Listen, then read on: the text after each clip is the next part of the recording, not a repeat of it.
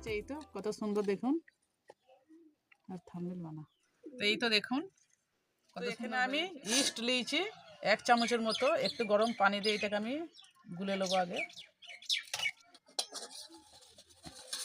গুলা হয়ে গেছে, এর মধ্যে আমি চিনি স্বাদ মতো চিনি দিচ্ছি।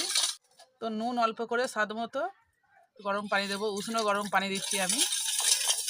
তো চিনিটা গুলে গেছে, তো আমি একটা এই রোল ময়দা দিচ্ছি, ময়দা দিয়ে একটা ডো তৈরি করব।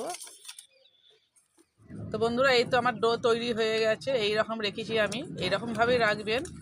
এটা আমি ঢাকা দিয়ে এখন রোদে, এখন বেশি নয় 10 থেকে 15 মিনিট আমি। তো টমেটোর সসটা কিন্তু আমি বাড়িতেই বানিয়ে রেখেছিলাম। তো ওর মধ্যে আমি এই সয়া সস দিচ্ছি 1 চামচের মতো, সয়া সস দিচ্ছি আমি। আর এখানে দিচ্ছি আমি চিলি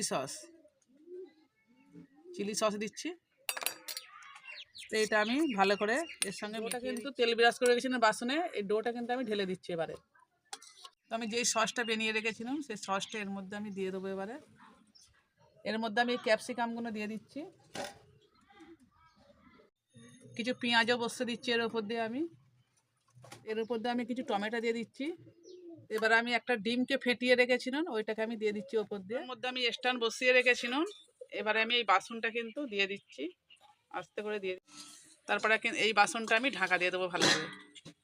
তো 15 মিনিট আমি জাল দিয়ে নিয়েছি, এবার আমি খুলে, এই তো কত সুন্দর হয়েছে। এই তো ঠান্ডা হয়ে গেলে আমি ছেড়িয়ে দেখবো, এই তো উঠে গেছে, এই তো কত সুন্দর দেখুন। আর এই তো বন্ধুরা দেখুন কত সুন্দর হয়েছে, নিচের দিকটা দেখুন একটুকু পড়ে নে। রেসিপি যদি ভালো লেগে থাকে আমার চ্যানেলটাকে অবশ্যই সাবস্ক্রাইব করবেন। তো এই তো দেখুন কত সুন্দর হয়েছে। তো আজকের মতো ভিডিওটা আমি এখানেই শেষ করছি, আবার দেখা হবে আগামীকাল ইনশাআল্লাহ।